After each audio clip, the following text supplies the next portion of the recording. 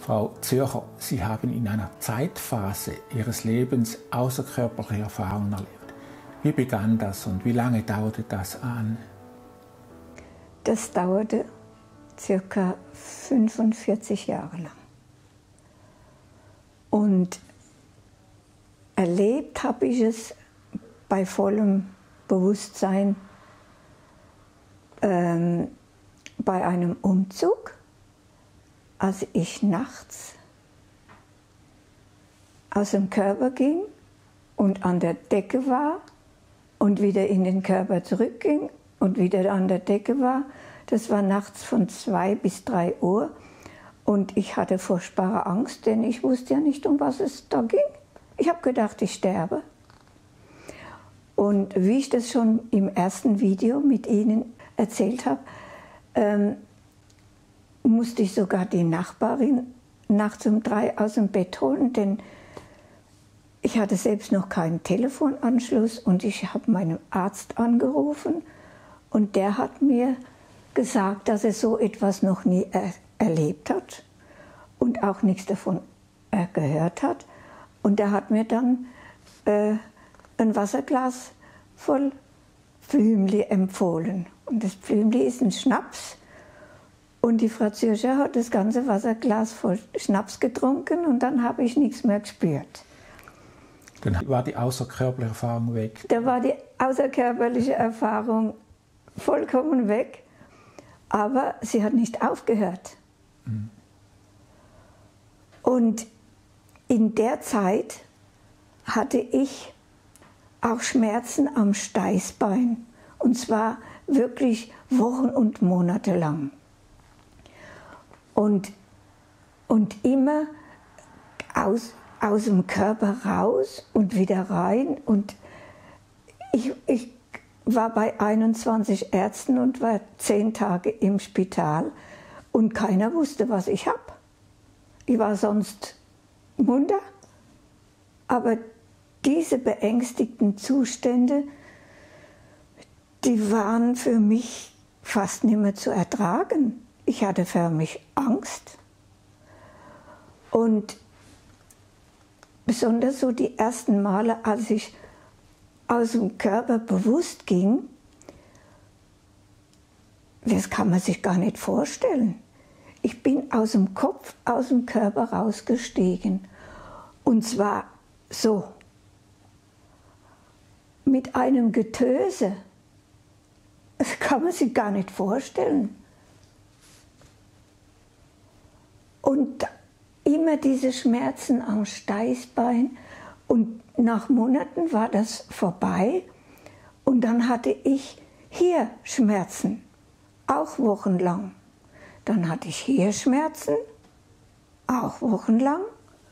Und dann hatte ich am Herz. Und das ging 9 Monate.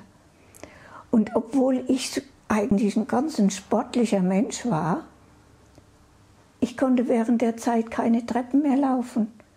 So hat mir das Herz geschmerzt.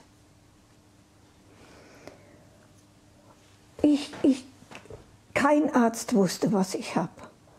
Und dann, nach 9 Monaten, merke ich außerhalb vom Körper einen Energiestrahl hierher. Hat nicht so sehr lang gedauert. Und dann ist es innen die Energie bis hierher gegangen. Da habe ich heute noch einen roten Punkt. Und dann kam das Allerschlimmste hier. Und während all der Zeit, mit jedem Punkt, der so geschmerzt hat, kamen verschiedene Phänomene. Das kann niemand mitfühlen, der das nicht erlebt hat. Ich sitze zum Beispiel morgens am Frühstückstisch und lese die Berner Zeitung, wie immer. Die verschwindet vor mir und ich habe plötzlich eine deutsche Fachzeitschrift über Eiskunstlaufen in der Hand, wobei die eine Seite bedruckt war und die andere leer. Wobei normalerweise, wenn die Zeitung kommt, sind beide Seiten bedruckt. Ne? Aber da war das weiß. Und auf der rechten Seite oben steht ein Artikel, Überschrift Meine Tochter bei einem Wettbewerb in Megève, 2. Platz. Aber die Meisterschaft fand ja erst 2 Monate später statt. Wie kann ich heute lesen, was 2 Monate später stattfindet, oder? Ich habe gewartet, ich habe die Meisterschaft abgewartet. Meine Tochter ist 2. geworden in Megève. Dann kam diese Zeitung von Deutschland. Ich war gespannt. Ich habe die aufgeschlagen. Der Artikel, den ich 2 Monate vorher gesehen habe, genauso abgedruckt und die Seiten waren leer. Und dann habe ich die Zeitung wieder zurückgeschickt nach Stuttgart und habe gesagt, was steht eigentlich da auf der anderen Seite? Bei mir ist die leer. Dann hat sie sich entschuldigt und sagt, es ist ein Druckfehler. Aber ne, solche Sachen, wie kann das passieren? Und so geschah eines nach dem anderen. Und als die Energie dann da hochkam, Herr Tschulnig, ich wünsche es keinem Mensch. Ich wünsche es niemand. Es ist, als wenn das ganze Gehirn offen ist, so offen wie ein Trichter, und es laufen Ameisen rund. Also das heißt mit anderen Worten, man ist im Wahnsinn nahe. Aber ich war allein mit dem Kind und ich musste mit beiden Beinen auf der Erde bleiben. Ich habe es irgendwie geschafft. Und ich wusste, kein Arzt wusste, was es ist. Lediglich, als das hier kam, ging ich zum Hals-Nasen-Ohrenarzt, weil ich habe gesehen, da stimmt was nicht. Und da hat er reingeguckt und da war alles schwarz. Die Zunge war schwarz, alles war schwarz. Und da hat man zum ersten Mal was gesehen, dass in dem Körper irgendetwas vor sich geht. Ich wusste aber immer noch nicht, um was es sich handelt, denn ich hatte die außerkörperlichen Erfahrungen, ich hatte Vorauswissen und eines nach dem anderen. Und war trotzdem so ganz normal geblieben. Verstehen Sie, ich habe gearbeitet, ich hatte einen Beruf, ich hatte das Kind, aber ich wusste nicht, um was das geht. Bei uns, in unseren Gefilden, wie sowas gar nicht erwähnt. Kein Arzt wusste etwas. Und stellen Sie sich vor, eines Tages läutet es bei mir, ich mache die Türe auf, steht ein fremdes junges Paar vor der Türe und halten so ein Buch und haben gesagt, sie kommen gerade aus Indien und sie sollen mir das Buch bringen. Ich kenne niemanden in Indien, ich war nie dort. Und da war das ein Buch über einen Herrn Göhl, der eine Kundalini-Erweckung hatte.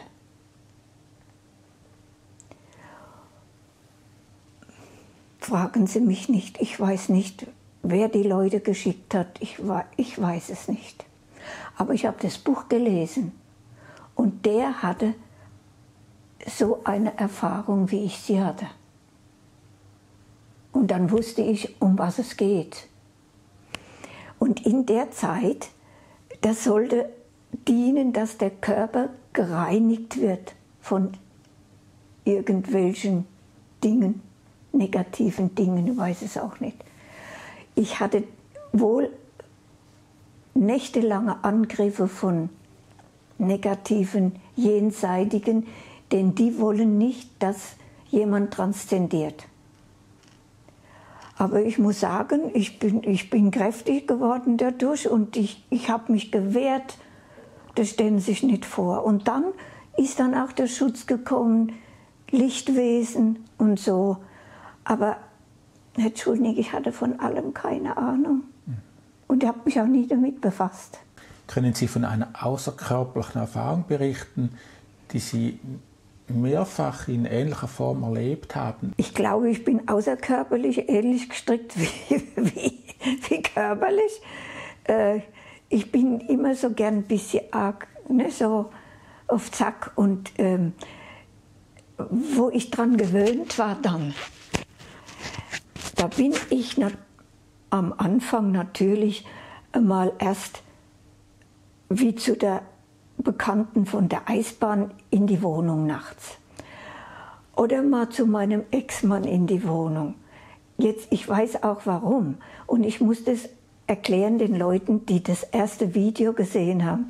Das habe ich natürlich nur die ersten Male gemacht, denn diese Jenseitigen, die mich da geführt haben, die mussten mich irdisch wohin führen, damit ich das verifizieren konnte.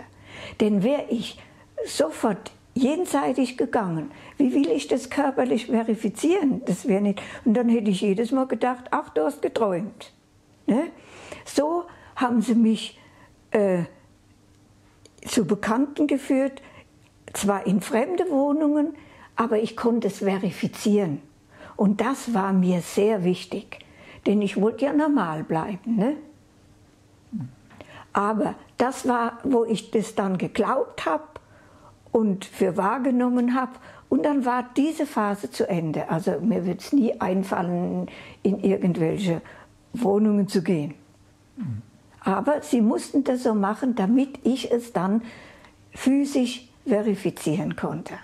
Und in einem weiteren Schritt gingen Sie dann in jenseitige Welten. Ja, dann habe ich angefangen, das war wie ein Lebensstrom. Nicht? Wenn ich im Geistkörper bin, ist ja alles dann doch tastbar. Ne? Es hat ja die gleiche Frequenz wie ich. Physisch haben wir die Erde, ne, die wir betasten können. Und außerkörperlich sind dann wieder andere Energien, die dann uns gleich sind. Mhm. Und da bin ich dann gereist. Sie haben auch einen Geistkörper gehabt und eine geistmaterielle Umgebung. Ja, und zwar, wie schon dieser wunderbare Mensch von Nazareth gesagt hat, in meines Vaters Haus gibt es viele Wohnungen. Und so gibt es viele Dimensionen. Damals konnte er nicht Dimensionen sagen, die Leute hätten nichts verstanden. Ne? Verstehen sie ja heute noch nicht. Also, so ist es. Es gibt niedere Dimensionen, diese niederen Astralwelten, und dann geht es höher, höher, höher. Mhm. Wie der deutsche Physiker Burkhard Heim ausgerechnet hat. Mindestens 12 Dimensionen. Und ich habe einige wirklich davon bereist. Können Sie vielleicht ein Beispiel machen von vielleicht einer oder zwei von diesen Dimensionen? Ich meine, man wird ja geführt, ne? Und meine Begleiter wollten mich natürlich auch in Dimensionen führen, um mir zu zeigen, ne?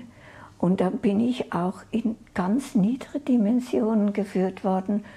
Und da muss ich sagen, das ist auch kein Spaß. Ne? Aber der Mensch, die Seele kriegt ja die Gelegenheit, das zu erfassen, was falsch ist, damit sie bei der nächsten irdischen Inkarnation sich verbessern kann. Mhm. Und das Glück haben wir ja, dass wir verschiedene Inkarnationen haben dürfen, um uns zu verbessern, damit wir näher zum Göttlichen kommen. Die Erde ist ein Lernplanet und wir haben hier die Gelegenheit zu lernen, wie man es nicht tut. Und ist Ihnen noch einiges besonders in Erinnerung geblieben von diesen Dimensionen? Vielleicht 2, 3 Beispiele? Ach ja, natürlich. Ich habe natürlich da drüben, auch die Städte sind, die einen sind weniger lichtvoll und je höher die Dimension ist, je lichtvoller ist die Stadt. Und zum Schluss gibt es gar keine Städte mehr. Das ist einfach Geist. Mhm. Aber man ist trotzdem noch sich. Ich war noch mich. Mhm. Aber es war einfach so atemberaubend schön, dass ich es eines Tages entschieden habe, nicht mehr zurückzukommen. Als meine Tochter dann erwachsen war, da habe ich mich dann gewehrt, wieder zurückzukommen. Und das ist mir nicht erlaubt gewesen. Aber ich habe gerade bei der hohen Dimension eben meine Silberschnur gesehen. Und zwar, ich habe sie ja viele, viele Male auch erlebt, nicht wahr? Aber da habe ich sie so deutlich gesehen und ich wusste ja auch nicht, was das ist. Nee, das habe ich auch erst später erfahren, dass das die Silberschnur ist. Können Sie vielleicht erklären, was die Silberschnur ist oder wie Sie das erlebt haben? Ja, ganz herzlich gern. Erlebt habe ich sie am Anfang, als ich aus dem Körper raus wollte dann, ne, dass mich was zurückgehalten hat. Und zwar energisch, denn da wollte etwas nicht, dass ich den physischen Körper verlasse. Und das brauchte eine Zeit, bis dann der Rückzug nachgegeben hat und hat den physischen Körper freigegeben, den geistigen Körper freigegeben. Und dann mit der Zeit hat mich das dann immer mehr interessiert. Ich musste mir sogar dicke Schweizer Militärschuhe anziehen, damit ich den Gegendruck geben konnte und aus dem Körper rauskam. Ist ja zum Lachen, ne? Aber ich habe dann Tricks erfunden und dann hat es geklappt. Und ich habe die auch gesehen, die ist am Anfang so 6, 8 Zentimeter dick und je weiter man vom Körper wegkommt, je dünner wird die und je silbrig glänzender wird diese Schnur. Und diese Schnur ist das Wichtigste, was den Menschen ausmacht. Ohne diese Silberschnur wäre kein Mensch überhaupt am Leben. Ne? Die Silberschnur ist praktisch unser Motor. Sie wissen ja, wenn ein Mensch stirbt, kann er sich nicht mehr bewegen. Warum? Weil die Silberschnur gerissen ist. Aber solange die Silberschnur intakt ist, lebt der Mensch, egal wie krank er ist. Ne? Selbst wenn die Ärzte ihn schon abgeschrieben haben, plötzlich kommt er wieder zum Leben. Silberschnur war ja noch gerissen, ne? Und er erholt sich wieder. Man sieht es auch bei Scheintoten, wo die Ärzte längst glauben, der Mensch überlebt es nicht. Ne? Aber habe ich das richtig verstanden, dann ist die Silberschnur die Verbindung zum irdischen Körper, zum Geistkörper. Ja. Und solange diese Bestand hat, solange lebt der Mensch. Ja. Und da müssen auch die Ärzte sehr aufpassen bei der Organentnahme. Denn ein Hirntod will nichts heißen. Solange die Silberschnur intakt ist, ich habe so viele Berichte gelesen, wo Ärzte schon dabei waren, dem Mensch die Organe zu entnehmen, dass der wieder lebendig wurde. Ne? Und es tut mir leid dann für die Ärzte auch.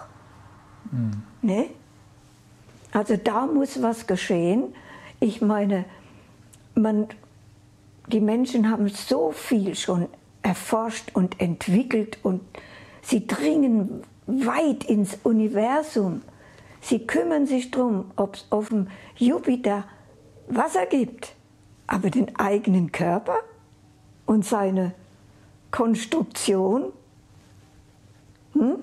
das ist jetzt mal das Allerwichtigste. Haben Sie bei Ihren außerkörperlichen Erfahrungen die Silberschnur immer gesehen? Nicht immer. Nicht immer. Nicht immer, aber Gott sei Dank oft. Und zwar ganz am Anfang des Austritts aus dem Körper. Da habe ich sie dann wirklich sehr oft erlebt und auch gesehen. Aber wenn ich zum Beispiel, man schläft ja ein Und jeder Mensch geht aus dem Körper, vielleicht so viel, 10 Zentimeter. Und die Astralwander, die gehen dann weiter. Und da ist es, man kümmert sich dann auch gar nicht, ist das die Silberschnur oder so. Ne? Für mich war das einfach ein riesengroßer Glücksfall, dass ich die, obwohl ich nichts von ihr wusste, dass ich sie so oft gesehen habe. Sie haben gesagt, jeder Mensch geht außerhalb des Körpers, Ja. wenn er schläft. Die allerwenigsten erinnern sich daran, dass sie außerhalb des Körpers waren. Ist das so? Die meisten erinnern sich gar nicht. Die denken, sie träumen und noch nicht einmal, viele wissen noch nicht einmal, dass sie träumen. Ne?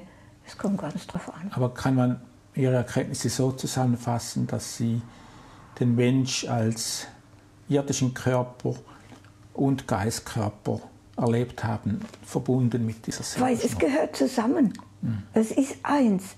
Ohne den Geist gibt es nur tote Materie. Ja. Das sehen Sie ja, wenn sich die Silberschnur reißt, stirbt der physische Körper und zerfällt zu Staub. Er zerfällt zu Staub. Aber das Leben geht im Geistkörper weiter. Und zwar in andere Dimensionen. Ich sollte auch mal so wenn jemand wirklich stirbt, mal den Sterbevorgang mal erklären. Damit um Gottes Willen die Menschen nicht mehr so Angst haben vorm Sterben. Ja, erklären Sie doch einmal den Sterbevorgang aus Ihrer Sicht. Ja, der Sterbevorgang ist eigentlich genau dasselbe wie eine außerkörperliche Erfahrung. Ne? Nehmen wir an, ein Mensch ist schwer krank. Er wird immer schwächer und schwächer. Und je älter der Mensch wird, je leichter löst sich dann der Geistkörper. Je jünger der Mensch ist, je schwieriger ist es. Das gibt dann das Geruckel und Gezuckel, ne? Weil das ist noch so fest zusammen, verbacken muss ich fast sagen, dass es mühevoll ist, bis das rausgeht. Beim Älteren, der hat schon viele Male nachts geübt. Ich mag mich erinnern, ich habe meinen Eltern nachts immer mal so probeweise geübt, mal rein und raus und so. Ne? Dann geht es viel leichter. Zumal, wenn der Mensch orientiert ist und weiß, um was es geht.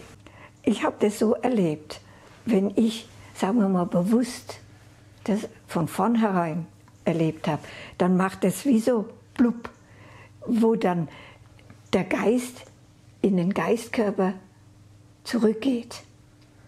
Und dann ist man hier nur Bewusstsein. Man ist dann das reine Bewusstsein. Und das ist eine wunderschöne Sache. Also, und dann, ich meine, wenn dann die Silberschnur reißt, da ist ja der Mensch sowieso schon empfangen von seinen Schutzgeistern und von seinen Lieben, die dann kommen, und der ist dann nicht allein. Und meistens, ich habe das mal erlebt bei einer Freundin, die kommen dann die noch krank waren, die kommen dann wie in ein Spital, jenseitig, und werden dann gepflegt, bis sie wieder gesund sind. Und dann wird besprochen mit dem Geistführer, wie die nächste Inkarnation verlaufen soll. Sie haben gesagt, dass Sie das bei einer Freundin erlebt haben. Wie kam das? Die Freundin wollte mit 65 sterben. Und mit 65 ist sie gestorben. Und die wurde dann in Lugano kremiert. Und wir kamen dann. Ich hatte längere Zeit keinen Kontakt mehr mit ihr. Und ich bin aber dann hingegangen und bin dann nach der Kremierung nach Hause Jetzt überlegen Sie sich das mal, was dann passiert ist. Sie wissen ja, die Uhren werden ja immer umgestellt, Sommerzeit, Winterzeit. Ne? Und ich habe dann, so gegen Abend, habe ich einen Kuchen gebacken. Und ich bin da nicht so gut drin, aber ich muss dann dauernd auf die Uhr schauen, dass ich das richtig mache und einhalte die Zeit und so. Und ich hatte noch die alte Sommerzeit eingestellt. Weil die Uhr hängt so weit da oben, ich hätte mir die große Leiter aus dem Keller holen, damit ich das umstellen kann. Und das habe ich nicht gemacht. Ich arbeite und gucke wieder auf die Uhr, und dann war die Uhr von selber umgestellt. Und das war die Freundin. Die ist nicht nur mir dann erschienen, sondern auch noch einer anderen Freundin in Italien und hat mit der gewaltig geschimpft. Weil die Freundin von Italien, die hat ein Mordstheater gemacht, geheult und gejammert und getan. Und das wollen die Verstorbenen nicht. Das wollen, und die wurde dann richtig geschimpft. Weil die Verstorbenen, wir sehen sie nicht. Sie können uns nicht trösten und sagen, bitte traue nicht, mir geht's gut. Aber die ist nachts zu ihr ans Bett gegangen und hat gesagt, J'en ai marre, du hörst jetzt auf. Und das war gut, dass sie das gemacht hat, denn ich bin jetzt auch überzeugt, dass man, wenn jemand stirbt, ruhig bleiben soll und nicht weinen und wehklagen und was auch immer. Denn das schadet nur dem Geist. Denn er kann uns nicht helfen. Im Gegenteil, wir sollten uns freuen, dass es jetzt gut hat.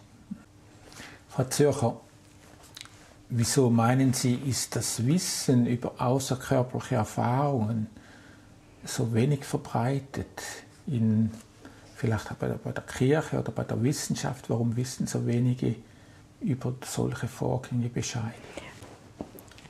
Ich denke, weil es nicht genug Menschen hat, die das erleben. Gucken Sie mal, ich hatte ja auch keine Ahnung. Und ich bin bestimmt ein interessierter Mensch. Kein Arzt, kein Wissenschaftler. Und das ist für die heutige Zeit schlimm. Für die heutige Zeit ist schlimm. Denn das Wissen, ich meine, heute bin ich ja nicht mehr allein. Gott sei Dank. Jeder, der diese Erlebnisse hat, der soll in die Öffentlichkeit gehen, damit Ärzte und Wissenschaftler das endlich an die Hand nehmen und weiterführend denken. Die Menschen sollten keine Angst mehr haben müssen vorm Sterben. Denn ich sage Ihnen ja, das ist das Schönste, was der Mensch erleben kann. Während die Geburt, das ist schlimm. Das Baby schreit auch immer. Ja? Bis sich dann der Geist mal richtig manifestiert hat in dem kleinen Körper. Ne? Ja. Und, aber der Übergang, es sind halt Welten, die wir mit dreidimensionalen Augen nicht sehen können. Aber sie existieren. Wie die Luft, die sehen wir auch nicht und die existiert. Also dann wäre das für viele Menschen ein Trost, wenn man diesen Dingen etwas mehr auf den Grund gehen würde. Aber auf jeden Fall. Sehen Sie, ich habe ja mal meine Schwiegermutter im Jenseits besuchen können. Ne? Und die hat mich sofort wieder erkannt. Und sie hat genau gewusst, um was es geht. Und sie hat genau gewusst, dass sie im irdischen Leben nicht alles so gut gemacht hat. Das war eine Erkenntnis, die sie im nächsten Leben ja verbessert. Und das ist das Wichtige. Immer einen schönen Schritt vorwärts. Mit jeder Inkarnation. Leider leugnet die Kirche diese Tatsache der Reinkarnation. Und das ist schlimm. Schlimm für die Menschen. Ich habe jetzt Kontakt mit einem der Höheren vom Vatikan und der hat mir in aller Deutlichkeit geschrieben, dass er die Reinkarnation ablehnt. Und dann habe ich ihm zurückgeschrieben, er wird es noch erfahren. Frau Zürcher, herzlichen Dank für das Gespräch. Ja.